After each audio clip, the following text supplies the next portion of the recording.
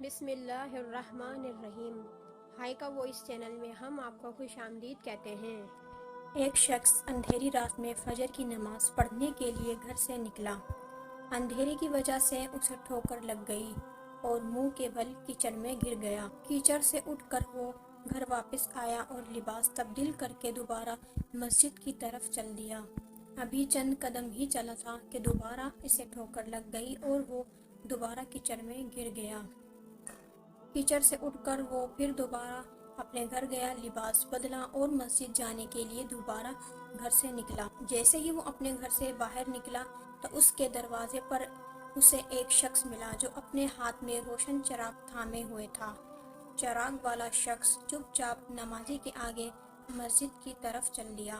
اس مرتبہ چراغ کی روشنی میں نمازی کو مسجد پہنچنے میں کسی دشواری کا سامنا نہیں کرنا پڑا۔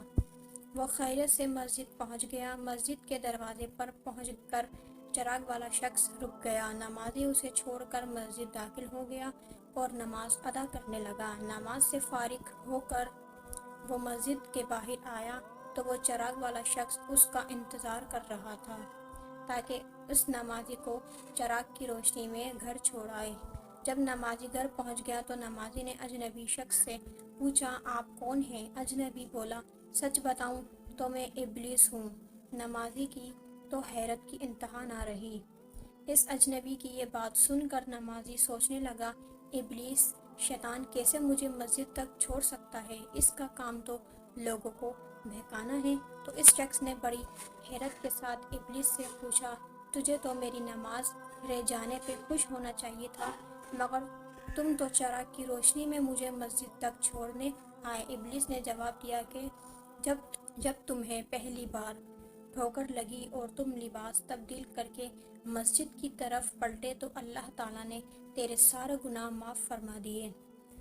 جب تمہیں دوسری ٹھوکر لگی تو اللہ تعالیٰ نے تمہارے پورے خاندان کو بخش دیا، جس پر مجھے فکر ہوئی کہ اگر اب تمہیں ٹھوکر لگی تو اللہ تعالیٰ کہیں تمہارے اس عمل کی بدولت تمہارے سارے گناہوں کی مغفرت نہ فرما دے، اس لیے میں چراغ لے کر آیا ہوں، تم بغیر گرے مسجد تک پہنچ جاؤ۔ اس شخص نے جیسے ہی یہ بات سنی تو اس نے اللہ تعالیٰ کی بارگاہ میں اپنا سر جھکا کر اللہ کا شکر ادا کیا۔